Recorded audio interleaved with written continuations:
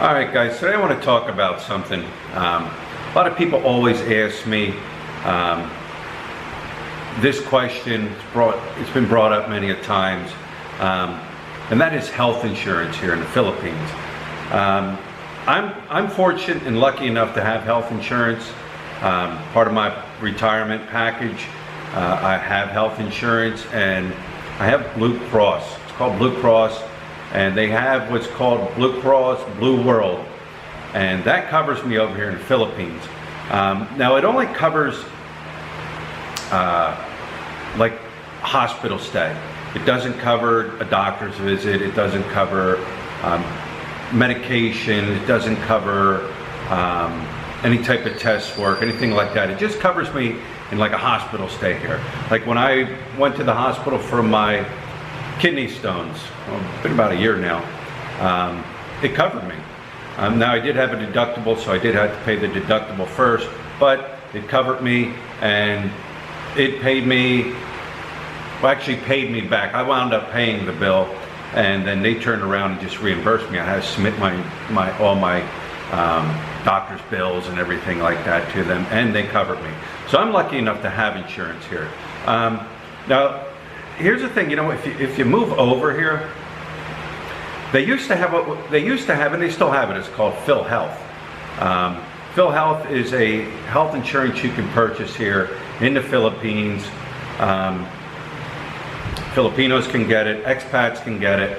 Expats wind up paying a little more than the Filipinos, but what had happened was a few years ago they changed everything up. In PhilHealth they have what's called a ZPak. What a ZPak is, it's part of the PhilHealth, but it covered all your major medical problems. You know, cancer, lung disease, heart disease, anything really major, it covered it. I'm not sure, I think it might have covered a percentage of it. Then you just wound up paying the difference. Since, it's been a few years now, they no longer offer that to expats. Expats can no longer get the ZPak, from my understanding. Now, Lut is going down to re-up or renew her PhilHealth coming up here next month, and she's going to go down and she's going to ask them, listen, is the ZPak available for someone like me? I'm married to her, a Filipino. I'm a 13A visa. I'm a permanent resident here. Am I covered under some, you know, would I be covered under that ZPak? I don't know. You know, like I said, with 13A, married to a Filipino, if you're covered. But I do know for a fact, if you're here and your visa is a tourist visa, which a lot of guys are, that ZPak, part of PhilHealth, is no longer available. I mean, and that's a big thing because there were a lot of tourists, or there were a lot of expats here on PhilHealth. You know, they would come here, they would get on PhilHealth, and it paid for a portion of any type of major medical problems that they might have. So it's like, you know what, if you're moving here and you have, you know, something wrong, like me, when I moved here, I knew I had diabetes. I'm a type 2 diabetic. I knew I would need medication, pills. Back in the States I did injections, but since I've been in the Philippines, I don't do injections, I just take medication. And, you know, I knew coming in that I would have to allot so much money for that. I did my research when I was coming here in the past, how much my medication cost, and so on and so forth. And when I came here, I went to the doctors here and said, listen, what is your treatment plan? And so I went on the treatment plan that the doctors here advised me for my diabetes.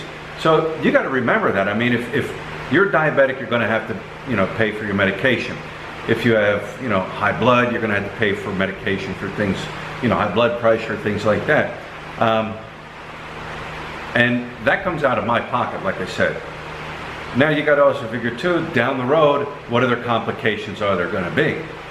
You know, with diabetes, if you don't watch your diabetes, some people have it worse than others. You know, you can start losing limbs, things like that. Do I eat the best here in the Philippines? No, not really. Do I eat you know, the worst things here every day. No. I mean, I know how to control my diabetes levels. I know what to eat, what not to eat. Sometimes I spoil myself, you know. I just do. But you got to consider things like that. What else? See, here's another thing too. You know, a lot of guys are over here and they're older and they're on Medicare. From what I'm told, hospitals here in the Philippines do not accept Medicare. You have to go back to the States to get treatment for Medicare. You know, other countries might have their own insurance plans, and you might have to return back to those countries to get your medical, major medical problems. And here's here's a point. I know people, personally know people, and they told me their stories. You know, you got to have a support system. I had to switch batteries. So here's what I'm going to say. You got to have a support system. You know, a support system, what I mean by that, wherever you come from, the States, wherever in the world, you have to have a support system. You have to have a family member, a friend, somebody back wherever you come from, that you can contact, that you can call, that you can say, hey, listen, I need this, I need that, I need this. You know, if you get sick and you have to return back to the country you came from to get treatment, you have to be able to have somebody that you can call and say, listen, I'm coming back. Can you help me? I need to get back. I need to get to the doctors. I need to get to the hospital. I need treatment. You have to have somebody that you can rely on. Don't burn your bridges. What I mean by that is, I know, and this is coming from a person I know, and he told me this story. He said, listen, I left the States. When I left the States, I was in the air flying the day my divorce went to court. He goes, I didn't care. I was tired of fighting. I didn't care. He goes, I'm here now. He goes, I live on Social Security. He's retired, is collecting his Social Security. He told me, hey, by the way, guess what? I owe the IRS a lot of money. He goes, that's why I came here. I came here to get away from the IRS. I told him, dude, you know what? IRS is going to find you. No, they won't. No, they won't. So now he's here in the Philippines. He's got a IRS coming in, his Social Security coming in, and that's it. He's here now. All right, the guy's a drinker, big drinker, big drinker, big drinker. A week before he was supposed that he gets his Social Security check, he has no money, so he's borrowing from people. He's constantly borrowing. So when his check comes in, he's borrowing from people, and he's got to pay them back. So I get a knock on my door one day, and he says, hey, he goes, I don't know what to do. I said, what do you mean? He goes, well, the IRS froze my account. I said, I told you they were going to do that. He goes, well, I don't know what to do. He goes, I have to make arrangements to pay them back. I said, well, make arrangements to pay them back. So he's done all that. So he's gone 2 months now without a paycheck. And he's borrowed from people and borrowed from people and borrowed from people.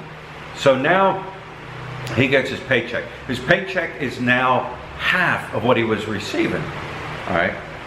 So he's sitting here now, and here's the catch. Guy's 70 years old. He might be 71 now. He has Medicare, of course, but he has no money. If he gets hurt here, if he gets something major here that he needs to go back to the States, he doesn't have the money to go back to the States. He has also overstayed his visas, because he told me, he goes, I can't afford to pay it, can't afford to pay it. Because you know what? He's too busy drinking. He's too busy having fun and drinking. You know what? He's 70 years old. You're not going to tell him what to do and what not to do. And at this point of his life, you would think, you know, he would be thinking ahead. But here you go. You got him, and at 70 years old, you know, is he healthy? I don't know. I mean, he walks around a lot. He tries to stay healthy, but you never know. And that's my thing. You never know. You could be walking down the street, bam, a jeepney hits you, trike hits you. You're not paying attention. It happens. Now you're sitting in the hospital here. The hospitals here want money. As far as I know, there is no IOU. Like, you got to pay them. And you're sitting in the hospital and you've got a major problem. Surgery, maybe you have a brain, your head, something happened, you come here and you're in good shape and you're healthy and you're enjoying the Philippines, and then one day, you get a cough and it gets worse and worse and worse, and next thing you know, you're in the hospital. Oh, you've got lung cancer, or you got a heart problem, or this or that.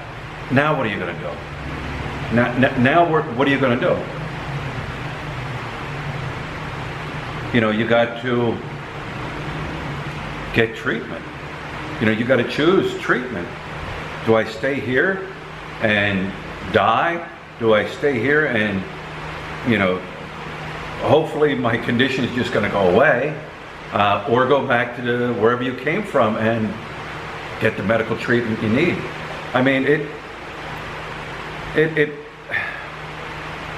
can they hold you against your will in the hospital here if you don't pay your bill? I was told no, they cannot. But like I said, these are the things you got to think about.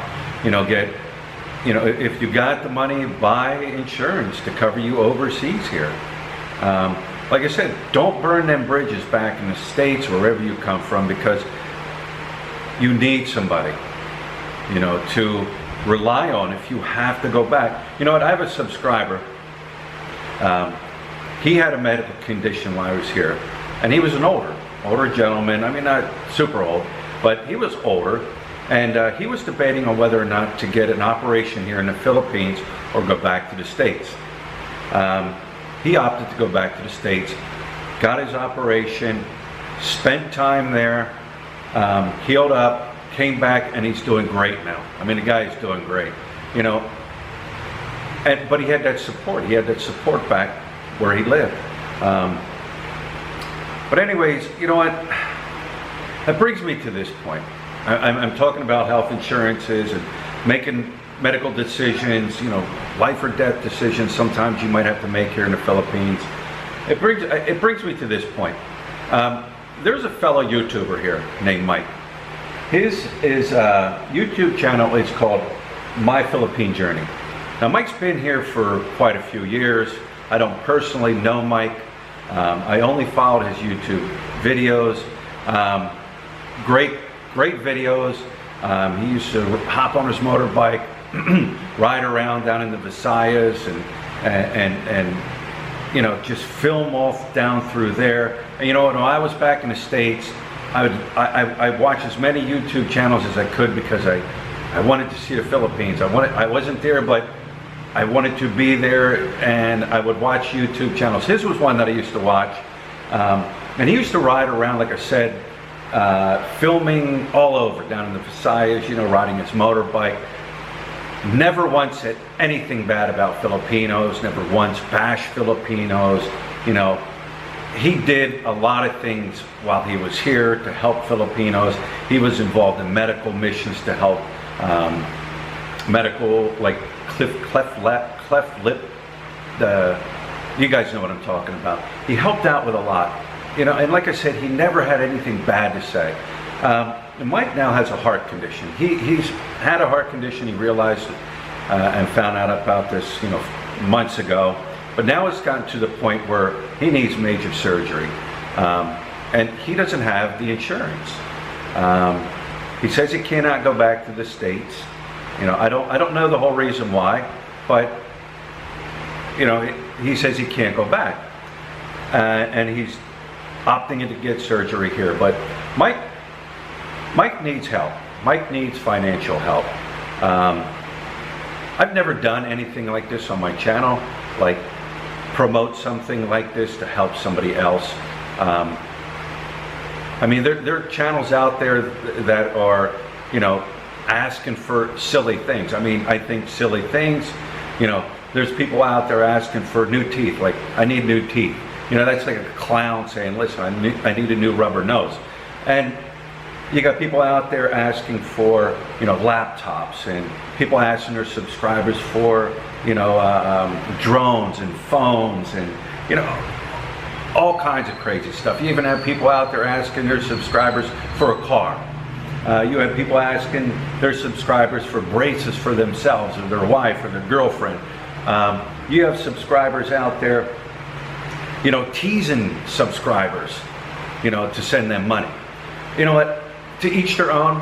And if their subscribers like what they're doing, feel free to send away. I'm not here to judge them. I'm not here to pass judgment on them. Is it right? Is it wrong? I don't know. But you know what? If their subscribers like what they're doing, then fine. Anyways, like I said, this Mike, he needs help. And to me, that is a legitimate reason to try to help somebody out. They're in a life or death situation. You know, either get surgery or die. I mean, it's not going away. What I'm going to do is I'm going to put a link to his channel and everything in the description box down below. If you want to donate and send Mike money, you know, feel free to do it.